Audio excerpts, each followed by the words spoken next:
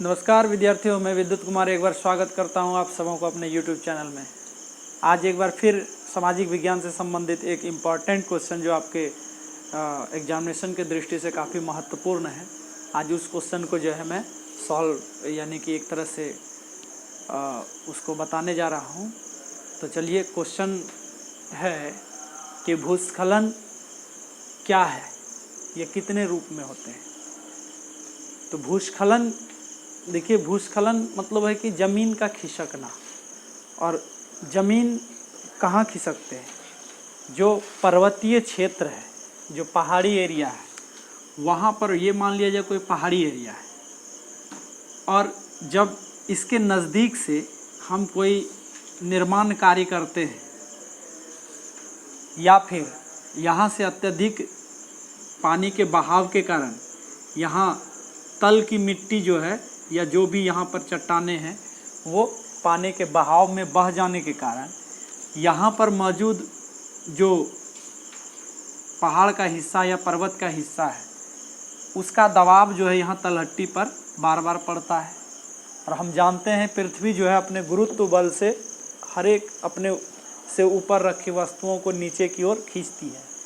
तो यहाँ पर दबाव जब बढ़ता है तो ये चट्टानें इस ओर जो है खिसक जाती है, ये खिसक कर जो है नीचे गिर जाती है। इसी को हम कहते हैं भूस्खलन, या हम कहते हैं कि कोई पर्वत है वो जो है ढह जाना, जैसे ऊपर से ये ढह के नीचे गिर जाना, इसी को भूस्खलन कहते हैं। और ये अक्सर हम देखते हैं कि जो हमारे भारत में पर्वतीय राज्य हैं, जैसे जम्मू कश्मीर हो या फिर हिमाचल प्रदेश हो, उत्तराखंड हो, इन सब में देखते हैं आए दिन जो है भूस्खलन की घटना होती रहती है।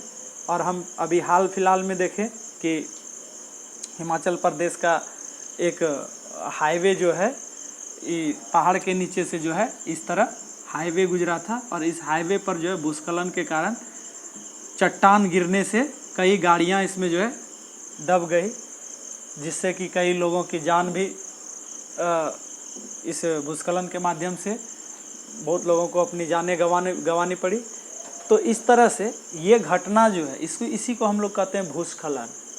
और ये कितने रूप में होते हैं? देखिए, कभी रूप की हम बात करें तो इसका कोई रूप एक हम प्रॉपर तरीके से नहीं कह सकते हैं इस रूप में होता है। कई कारण हो सकता है, जैसे मान लिया जाए कि पृथ्वी में अचानक कंपन होने से, जिसको भूकंप कहते हैं, भूकंप होने से जो है क्या होता है कि ये चट्टानें ऊपर से लुढ़क कर ये जो है फिसल जाती है, इसको भी हम भूस्खलन कहते हैं।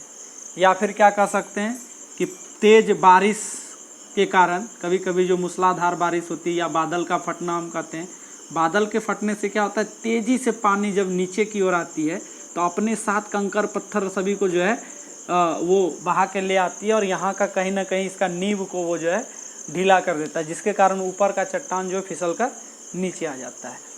कभी कभी हम क्या करते हैं, यहाँ पहाड़ के तल के करीब से कोई निर्माण कार्य करते हैं, जैसे कि कभी कभी क्या किया जाता है कि सुरंग वगैरह बनाने के लिए जब यहाँ पर बम विस्फोट किया जाता है पत्थर को तोड़ने के लिए, तो उसके विस्फोट के कारण जो है इसमें आंतरिक दरार आ जाता है, और वही जो है लंबे समय के बाद या कभी कभी ये भरभरा कर नीचे की ओर ससर जाते हैं, इसको भी हम लोग भूस्खलन कहते हैं।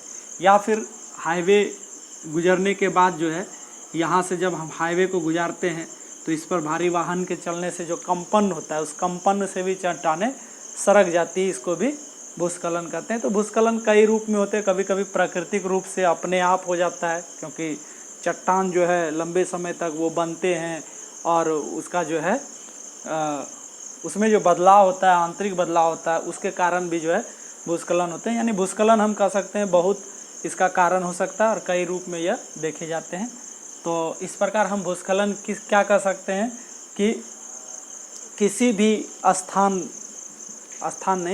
किसी भी ऊंची भूमि का जो है नीचे की ओर खिसकना या ज़मीन का खिसकना ही क्या कहलाता है, भूस्खलन।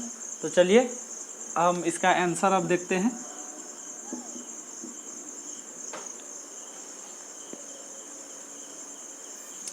तो इस तरह देख सकते हैं कि पृथ्वी की गुरुत्व शक्ति, भूस्खलन जो हम बोलेंगे कि पृथ्वी की गुरुत्व शक्ति के कारण मृदा या शैल चट्टानों, शैल पत्थर का जो है चट्टान हो के ढलानों पर नीचे खिसकने की घटना को भूस्खलन कहते हैं। कि चूँकि पृथ्वी उसको अपनी ओर खींचती है गुरुत्व बल के कारण, गुरुत्व बल से जो खींचती है, इसी कारण कोई भी वस्तु जो ऊपर से नीचे की ओर गिरता है।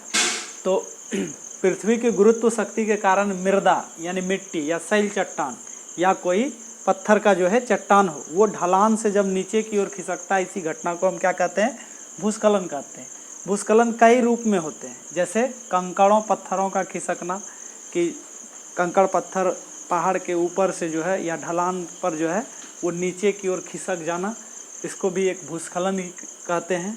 या फिर वर्षा जल के साथ मिट्टी तक कंकड़ पत्थर का नीचे की ओर आना। आपको याद होगा कि उत्तराखंड में जब बादल फटने की घटना हुआ था केदारनाथ में, तो वहाँ पर क्या हुआ था कि वर्षा जल के साथ इतना कीचड़ और मिट्टी आया था कि उससे कई के कई मकान जो है उसमें दब गए थे।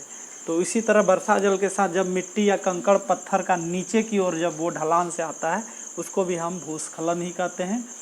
या पत्थर के तथा उसके छोटे छोटे टुकड़ों का गिरना, कि पहाड़ पर जो है कोई कंपन के कारण, जैसे मान लिया जाए कि भूकंप हुआ है, भूकंप के कंपन के कारण पहाड़ के ऊपर स्थित जो पत्थर के छोटे छोटे टुकड़े होते हैं वो नीचे उसका गिरना, ये भी भूस्खलन कहलाता है। या फिर कभी कभी बड़े से बड़े चट्टान जो है वो नीचे खिसक जाते हैं, जिससे जो है भारी जान माल की जो है क्षति पहुंचती है। जो हाल फिलहाल में उत्तराखंड में ऐसी घटना देखने को मिली थी कि वो हाईवे पर बड़े चट्टान के गिरने से जो है बड़ी बड़ी गाड़ियां उसके नीचे दब गया था, जिससे काफ़ी लोगों को अपनी जान गंवानी पड़ी थी। तो इस तरह से हम भूस्खलन को जो है इस तरह से हम व्यक्त कर सकते हैं। तो मैं आशा करता हूं कि ये क्वेश्चन आप लोगों को समझ में आ गया होगा।